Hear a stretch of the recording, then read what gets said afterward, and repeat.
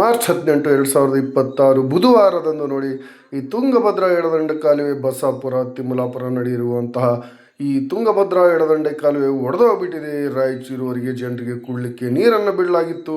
ಬಿಟ್ಟ ಕೆಲವೇ ದಿನಗಳಲ್ಲಿ ಈ ಅವಘಡ ನಡೆದೋಗ್ಬಿಟ್ಟಿದೆ. ನೂರಾರು ರೈತರ ಹೊಲಗದ್ದೆಗಳು ಕೊಚ್ಕೊಂಡು ಹೋಗ್ಬಿಟ್ಟಿವೆ. ಇನ್ನು ಬೆಳೆ ಕಾಳು ತುಂಬುವ ಈ ಸಂದರ್ಭದಲ್ಲಿ ನೀರು ಹಾಳಾಗಿ ರೈತರಿಗೆ ನೀರು ಸಿಗದೆ ಬೆಳೆಗಳು ಹಾಳಾಗಿಬಿಟ್ಟಿವೆ. ಕುಡಲಿಕ್ಕೂ ನೀರು ತೊಂದರೆ ಆಗಿಬಿಟ್ಟಿದೆ ಈ ಬೇಸಿಗೆಯಲ್ಲಿ. ಇಂತಹ ಸಂದರ್ಭದಲ್ಲಿ ಇಲ್ಲಿ ಯಾವ ಅಧಿಕಾರಿಗಳು, ಯಾವ ಶಾಸಕ ಸಂಸದ ಸಚಿವರು ಬಂದಿರಲಿಲ್ಲ. ಆವತ್ತು BJPಯ ಒಂದು ತಂಡ ಹೋರಾಟಕ್ಕೆ ಇಳಿದಿತ್ತು. ರೈತರು ಕೂಡ ಅಲ್ಲಿ ಹೋರಾಟಕ್ಕೆ ಇಳಿದಿದ್ರು. ಈ ತಪ್ಪನ್ನು ಸರಿ ಮಾಡಬೇಕು, ತಪ್ಪಿತಸ್ಥರ ಮೇಲೆ ಕ್ರಮ ಆಗಬೇಕು, ರೈತರಿಗೆ ಪರಿಹಾರ ಸಿಗಬೇಕು ಅನ್ನುವಂಥ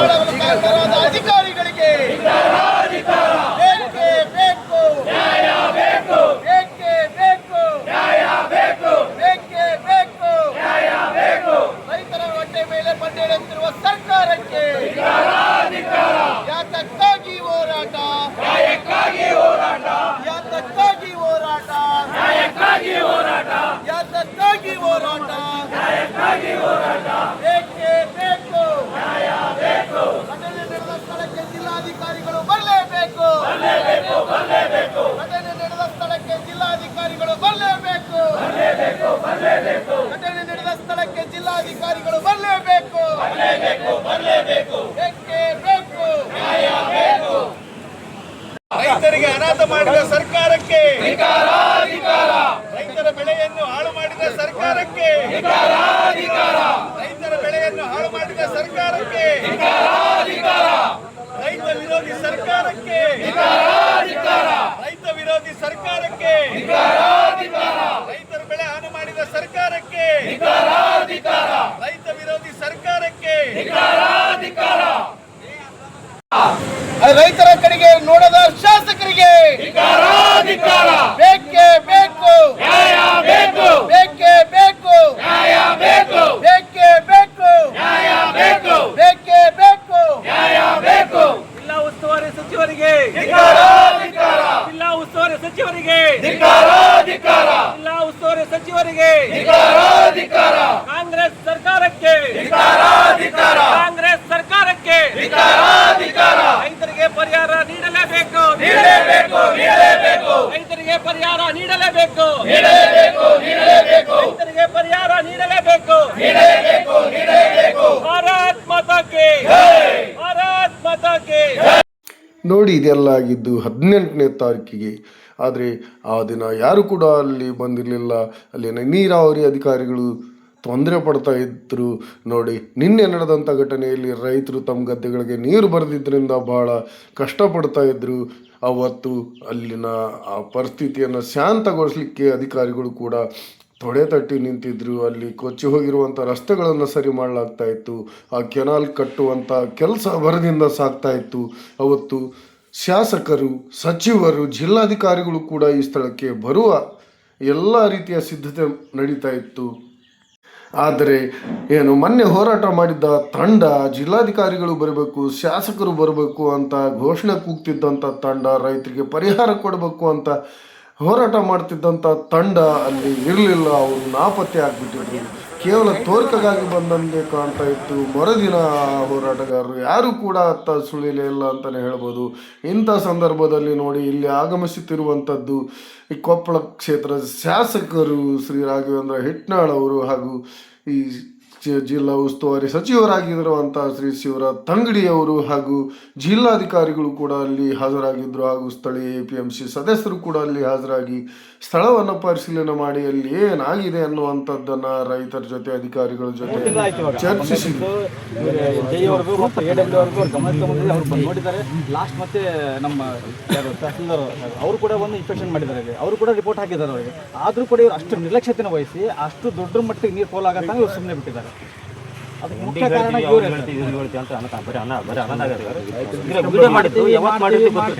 ಡಿಸೆಂಬರ್ದಾಗಿದ್ರೆ ಮಾತಾಡೋಣ. ಜನವರಿ ಫೆಬ್ರವರಿ ಡಿಸೆಂಬರ್ ತಗೈತೆ ನೋಡಿ ವಿಡಿಯೋ. ಡಿಸೆಂಬರ್ ವಿಡಿಯೋ ಐತೆ. ಡಿಸೆಂಬರ್ ಸಂಕ್ರಮಣದಲ್ಲಿ ಮಾಡ್ತಾರೆ ಗೊತ್ತಾ ಹೇಳ್ರಿ ಸರ್. ನೀವು ಬಿಡ್ತಾರಿಲ್ಲ ಸರ್. ಎಲ್ಲರೂ ಅವ್ರಿಗೆ ಮೆಂಬರ್ಸ್ ಅವ್ರ ಅವರ ಹೋಗ್ತಾರೆ. ಅವ್ರಿಗೆ ಹೇಳ್ತೀವಿ ನಾವು. ಮುಂದೆ ಬಿಡ್ತಾರಿಲ್ಲ ಅಂದ್ರೆ ಅವ್ರೇನು ನನ್ನ ಸುತ್ತರದ ಚೈನ್ ಹಾಕಿರ್ತಾರೆ ಮೆಂಬರ್ಸ್ ನಾವು ನಿಮ್ಮ ಇರಲಿ. ಈಗ ಕೇಳೋ ಆಗೈತಿ, ಅನಾಹುತ ಆಗೈತಿ, ಈಗ ಮುಗಿದೋಗೈತಿ. ಹಿಂದಲ್ದು ನಿನ್ನೆದು ಮಾತಾಡ್ರಿ ಬರ್ತಾ ಬರಲ್ಲ. ಮುಂದೆ ಏನು ಮಾಡ್ಬೇಕು ಅದ್ರ ಬಗ್ಗೆ ಗಮನ ಒಳ್ಳೆ ಸರಿಯಾದ ರೀತಿ ನಷ್ಟ ಪರಿಹಾರ ಘೋಷಣೆ ಮಾಡ್ಬೇಕು ನೀವೆಲ್ಲ. ಈ ರಸ್ತೆಗಳನ್ನೆಲ್ಲ ಸರಿ ಮಾಡಿಕೊಡಬೇಕು.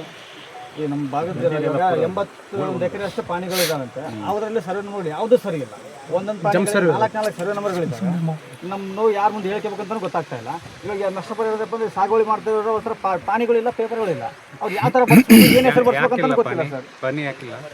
ಇಲ್ಲ ಸರ್. ಅವಾಗ ಸುಮಾರು ವರ್ಷಗಳಿಂದ ನಮ್ಮ ತಂದೆ ತಾಯಿ ಅವರು ಅಂತ ಗೊತ್ತೈತೆ ನಿಮಗೆ? ಇಲ್ಲ ಸರ್, ಹೇಳಿ ಸರ್. ಅದು ಸರ್ಪ್ಲಸ್ ಲ್ಯಾಂಡ್ ಅದು, ಹಾಗಾಗಿಲ್ಲ ಸರ್. ಅದಾದ್ಮೇಲೆ ಇರೋ ಪಾಣಿಗಳಿಗೆ ಅರ್ಥ ಆಗಿದೆ. ಹೆಚ್ಚುವರಿ ಸಾಲಾರ್ಜಂಗದ್ದು ಹೆಚ್ಚುವರಿ ಸರಿ ಸರ್. ಅದು ಹಾಗಾಗಿ ಅದು ಸರ್ಕಾರ ಗ್ರಾಂಟ್ ಮಾಡೋದಕ್ಕೆ ಯಾರ ಸರಿ ಸರ್. ಅದಾದ್ರೂ ಇವಾಗ ಇರೋ ಸರ್ ಪಾಣಿಗಳಿಗೂ 4 ಸರ್ವೆ ನಂಬರ್ಗಳಿದ್ದಾವೆ. ಇವಾಗ 40 ವರ್ಷ ಆಯ್ತು ರೀ ಮಾಡಕ್ಕೆ, ಅದು ಮಾಡಿಕೊಡ್ಬೇಕು ಇಲ್ಲ ಸರ್. ಒಂದು ಪಾಣಿಯಲ್ಲಿ 4 ಸರ್ವೆ ನಂಬರ್ಗಳಿದೆ ಸರ್. ಮಾಡ್ತೀವಿ. ಇನ್ನೊಂದು 1000 ಎಕರೆ ಸರ್ಕಾರಕ್ಕೆ ತೊಗೊಳೋದಿದೆ, ತೊಗೊಂಡು ಮಾಡ್ತೀವಿ. ಇನ್ನೊಂದು 1000 ತೊಗೊಳೋದಿದೆ, ಬಾಕಿ ಇದೆ, ತೊಗೊಂಡು ಆಮೇಲೆ ಮಾಡ್ತೀವಿ. ಆಗಲಿ ಸರ್. ಬಟ್ ಇದು ಮಾತ್ರ ಈ ಸಮಸ್ಯೆ ಇದೆಯಲ್ಲ. ಯಾರು ಸ್ವಂತದ್ದು ಯಾವುದವು ಯಾರು ಹೋದವು ಐಡೆಂಟಿಫೈ ಮಾಡಿ ಸ್ವಂತದ್ದು ಯಾರದವು ಐಡೆಂಟಿಫೈ ಮಾಡಿ ಯಾರಿಗೆ ಲಾಸ್ ಆಗಿದೆ ಅದನ್ನು ಪೂರ್ಣ ಮಾಹಿತಿ ತಗೊಂಡು ನೀರಾವರಿ ಇಲಾಖೆಯಿಂದ ಅವ್ರಿಗೆ ನಾವು ಪರಿಹಾರವನ್ನು ಯಾವ ಈಗ ಕೆಲವೊಂದಿಷ್ಟು ಏನಾಗಿದೆ ಅಂದರೆ ಸರ್ಕಾರಿ ಭೂಮಿ ಒಳಗೆ ಕೆಲವೊಂದಿಷ್ಟು ಮಾಡಿದ್ದಾರೆ. ಅದಕ್ಕೆ ಸ್ವಲ್ಪ ತೊಂದರೆ ಆಗ್ತದೆ. ನಮ್ಮ ರೈತರ ಕಷ್ಟ ನಮಗೆ ಅರ್ಥ ಆಗುತ್ತೆ. ರೈತರ ಸಮಸ್ಯೆ ನೋಡ್ಕೊಂಡು ಎಷ್ಟು ಸಾಧ್ಯ ಆಗುತ್ತೆ. ಬೇರೆ ಇದೆ. ಈಗಾಗಲೇ ಎಷ್ಟು 92 ರೈತರದ್ದು 92 ಎಕರೆ 92 ಎಕರೆ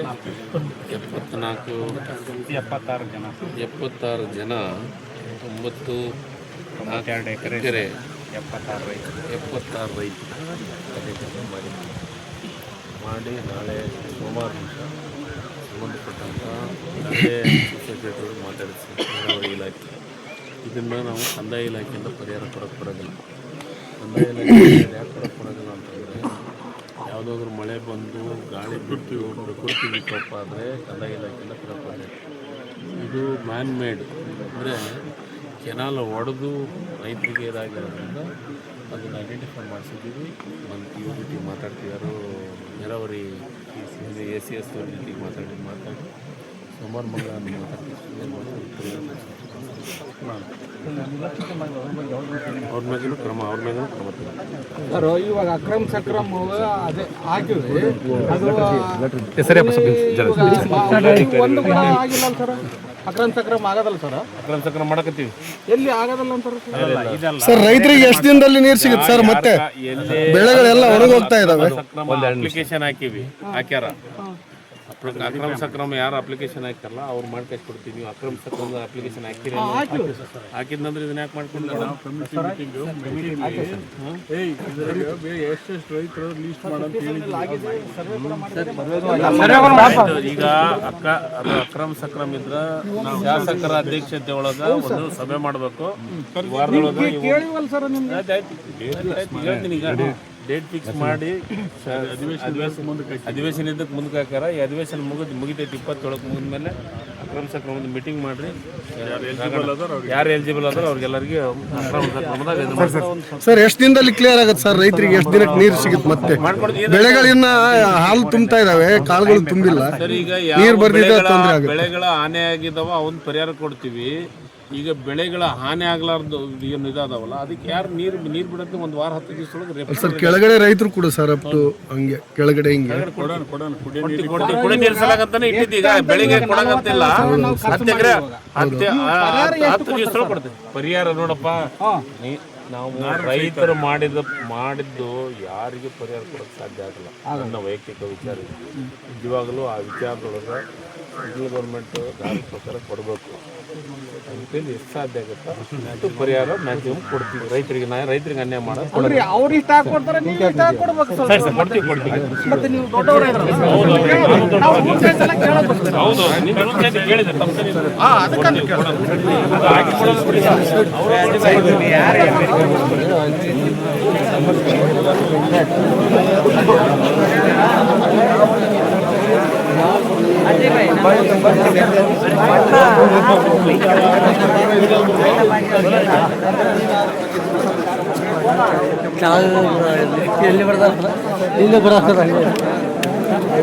ನಂತರ ಸರ್ಕಾರದ ಈ ತಂಡ ನೋಡಿದ ಕಿಂಗ್ ಹೋಟೆಲ್ ಹಾಗೂ ಇಲ್ಲಿರುವಂಥ ಲಾಫಿಂಗ್ ಬುದ್ಧ ಹೋಟೆಲ್ನಲ್ಲಿ ವಾಸ್ತವ ಹೂಡಿ ಊಟ ಉಪಚಾರವನ್ನು ಮಾಡಿಕೊಂಡು ಹೋಯ್ತು ಅಂತಲೇ ಹೇಳ್ಬೋದು.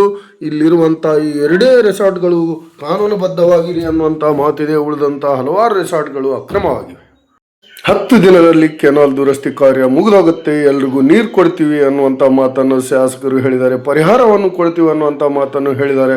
ಹಾಗಾದರೆ ಏನಾಗುತ್ತೆ ಮುಂದೆ ಅನ್ನುವಂಥದ್ದನ್ನು ಕಾದು ನೋಡಬೇಕು. ವಿರೋಧ ಪಕ್ಷಗಳು ಎಲ್ಲಿ ಮಲ್ಕೊಂಡಿದ್ದಾವೆ ಅನ್ನುವಂಥದ್ದನ್ನು ನೋಡಬೇಕು. ಇದಾಗಿತ್ತು ವೀಕ್ಷಕರೇ ಈ ವಿಡಿಯೋ. ಇಲ್ಲಿರುವಂಥ ಹಲವಾರು ಅಕ್ರಮ ರೆಸಾರ್ಟ್ಗಳು, ಕಲ್ಲಿನ ಕ್ವಾರಿಗಳ ಕುರಿತು ಇಲ್ಲಿರುವಂಥ ಜಿಲ್ಲಾಧಿಕಾರಿಗಳು ಯಾವುದೇ ರೀತಿಯಿಂದ ಗಮನ ಹರಿಸಿಲ್ಲ ಅಂತಲೇ ಹೇಳ್ಬೋದು. ಮುಂದೆ ನೋಡೋಣ.